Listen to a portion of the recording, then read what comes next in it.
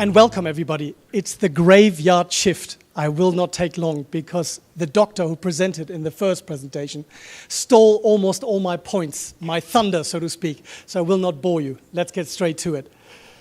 What I'd like to talk to you about in the next 10 minutes, I'll try to keep it to 10 minutes, is a little bit about city impacts. The presentations we had before were quite technical and quite at granular, detailed level. I'd like to go all the way up to 50,000 feet and actually look at the positive and negative impacts of cities. Then I would like to explore the concept of resilience, which is coming up more and more. Everybody talks about sustainability and sustainable development. What does that actually mean? We, as BDO, and I believe a lot of experts around the world believe, we should talk much more about our resilience, which is something we can much more clearly define. Last but not least, I want to point out some resilience frameworks if you're interested in more detailed technical knowledge. And then, hopefully, the cherry on the cake, I will come up with 3 examples of cities who I believe are indeed beginning the journey towards more resilience. So a little bit about me. All the details, do we share the presentations later on? Yes. Well, forget about all the details in that case. I am not the super city expert, I admit that. I'm not the super technical expert. Don't ask me about spatial planning or anything like that. I've been involved in a number of community-based and resilience data analysis projects around the world over the last 17 years, which I can gladly talk to you in more detail later. But let's get straight into it. I think Professor, what's his name? Paraschuk. He mentioned something really important. We all live in cities, and there are a number of things we take for granted. And if you just look at the top line, what is the city we are living in, Kiev? What is it actually providing, more or less? It delivers our basic needs, safeguards human life, or tries to, protects and maintains assets, not just physical assets, but hopefully also parks, infrastructure, water, and other things. It also facilitates us getting together as humans, right? That's why we also move into cities. It provides work. It stimulates economic progress. So I guess what the doctor was saying earlier was, this all needs to hang together when negative impacts come in, like epidemics, power failure, economic crisis, lawlessness, violence. If a plan is not in place for politicians, but also us, the voters and communities, to respond to the negative impacts, then what good is to have fantastic data sets that IBM clearly showed when we cannot respond to the negative impacts? So don't just take your city for granted. Look at all the systems behind it. And yes, we do have impacts, but everybody talks about negative impacts, such as CO2 emissions, bad transport, air pollution, diseases, and so forth. And it's true, 75% of global CO2 emissions are emitted where us humans are concentrated in our cities. That is a challenge. Another thing is, the trend towards more and more people around the world living in cities means that our infrastructure and the way our solutions need to be geared to the problems and opportunities that have are simply not in place. And I actually wanted to ask the doctor, which I didn't get to, does he believe that smarter cities, as IBM calls it, is just for the big cities that have quite substantial budgets, or can it also be done in a little village outside Kiev? Unless it's replicated, not only in the massive cities where we have this growth, but also wider, then to me that's not a global solution. But that's something that we need to keep an eye out on. And then I thought this wasn't interesting. We always talk about opportunities, more sex, more work, more competition. But interestingly enough, the number of mental health disorders which cost money on our health systems and other related services are growing. This is from the 2,000 biggest cities, and it's grown by 453%. That has a monetary cost, a human cost, a social cost, and if that's not addressed, how can we as humans call ourselves resilient if we don't action against that? So what is resilience then? Maybe I should ask later on. To me, it's like a spring. Think about it in a car, or think about it in your bed. What does it do? When pressure comes, it goes in and it comes back, right, to its original form. Or as this wonderful academic puts it, the capacity of a system to absorb disturbance, pressure, reorganize while undergoing change, the pressure, while still retain essentially the same function, structure, and identity, it bounces back. That is the quality of a resilient system. And a city, if it wants to call itself resilient, needs to take these kind of dynamics into consideration. And I Googled resilient technologies, by the way, or search engine. There are other search engines, of course, Bing, Microsoft, and others. And this is what they came up with.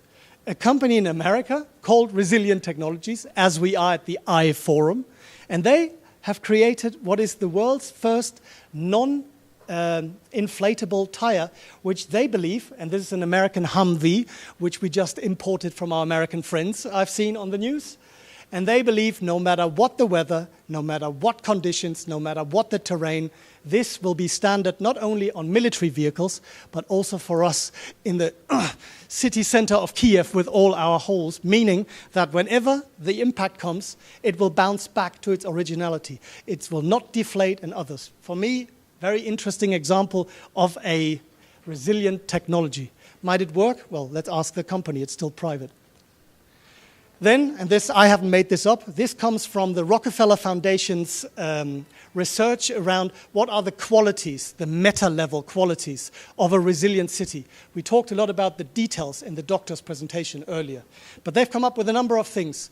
The systems that we have in place, and let's face it, technology without the humans and the thinking and the political will behind it, that are reflective, that can learn from past mistakes, it's not really resilience. Resourceful. We have smart brains around, and not just those depending on technology, but also those who have social capacities, economic capacities, environmental capacities. We need to use our collective knowledge in order and grab this resourcefulness to create a resilient city. Robust, well, IBM clearly showed that their systems, although not perfect, triggers a robust response from the city of Rio de Janeiro, as I've seen. Redundant. We cannot just rely, and I think the doctor made an interesting point, on one system to solve all problems. What if this system gets attacked by a virus or goes down? If no alternatives are available, that system will become redundant. So always have alternative. Flexible goes kind of hand in hand, because different impacts coming together might require different responses than if they happen in a single way.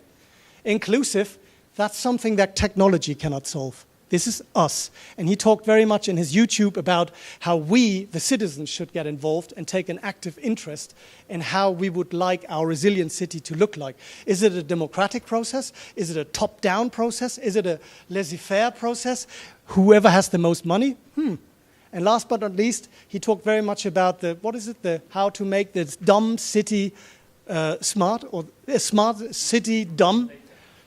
It needs to be integrated. And that's, of course, the buzzword, I believe. But unless you integrate all these, can we really call our city actually any ecological system? I'm an ecologist by training, so I've looked at this in quite detail. We can't really call it integrated. So for more detail, there's a source underneath.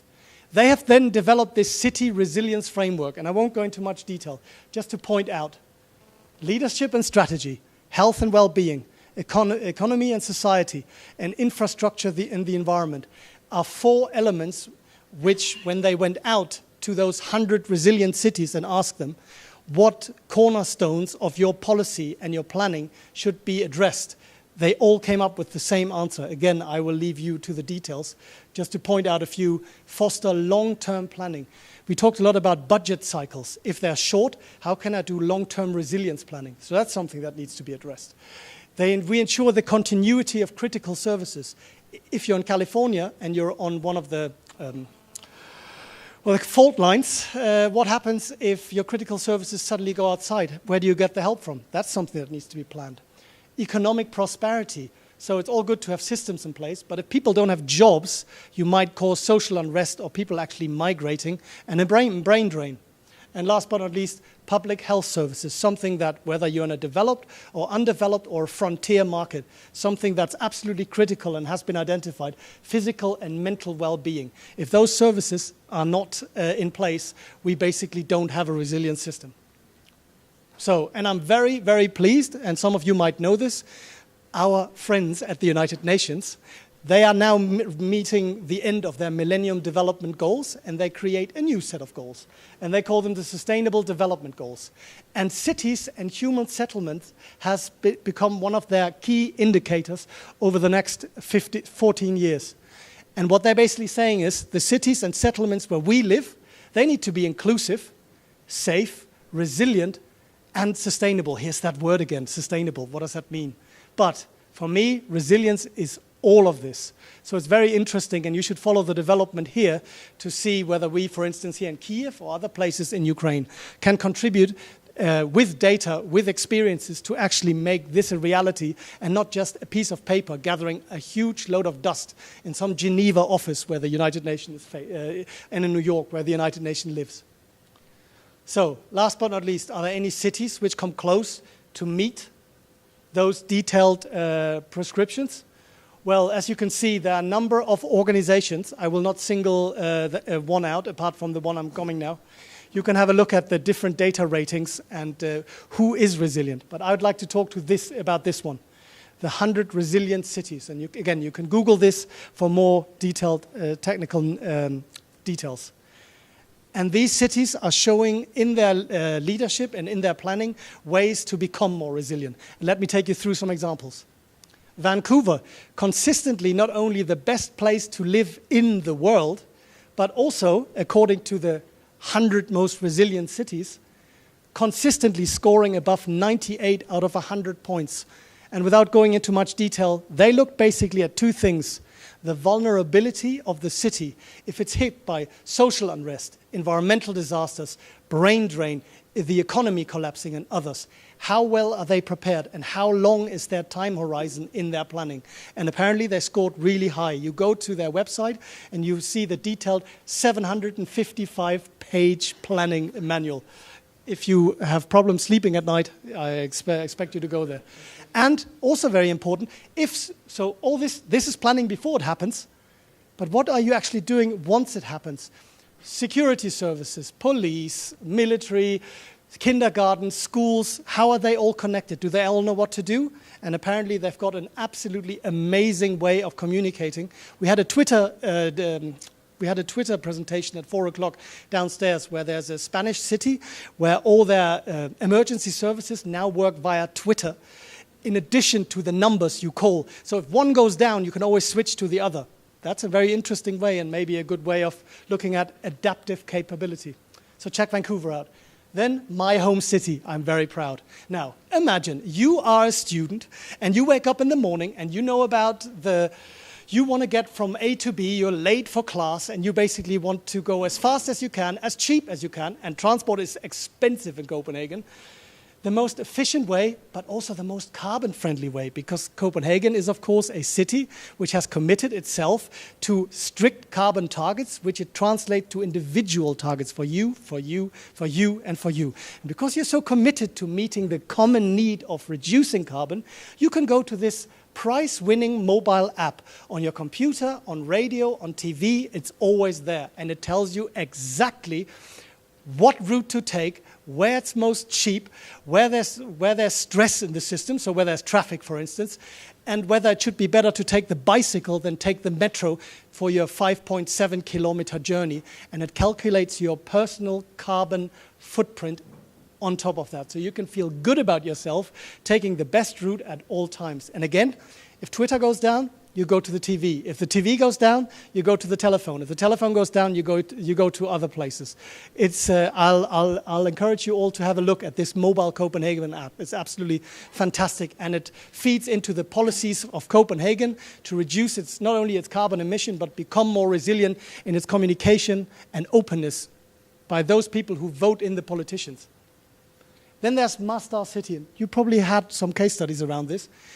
Not much to say apart from, I think it's amazing that they, in average temperatures at 45 degrees, want to create a city that's built almost 100% on solar in an oil-rich country, because they can see they need to use their resources and human capabilities to think beyond oil and become resilient the day their oil revenues dry up. And what they've done, and I find that really amazing, not only are they attracting universities and really skilled people, but they really try to build patented and copyrighted technologies and invite other cities to come in, sell their services, and tell them, if we can do it in this hostile environment, so can you.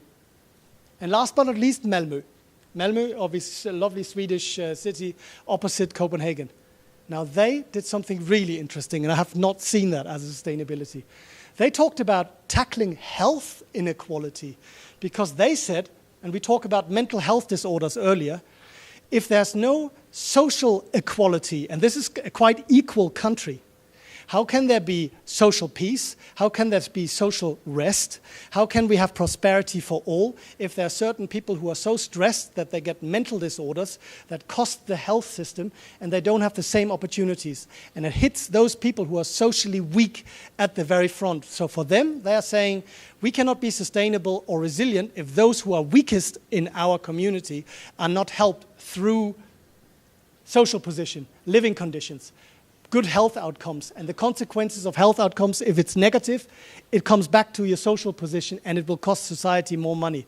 And I think interesting, it's the first study that I've seen where we're actually talking about health and inequality, social inequality, as the cornerstone for economic and also environmental sustainability. Very interesting. And I'll leave you with a little quote, because we always talk about challenges. But as our friend William Blake said, great things are done when men and women and mountains, they meet. Thank you very much for your attention. Have a good evening and all the best.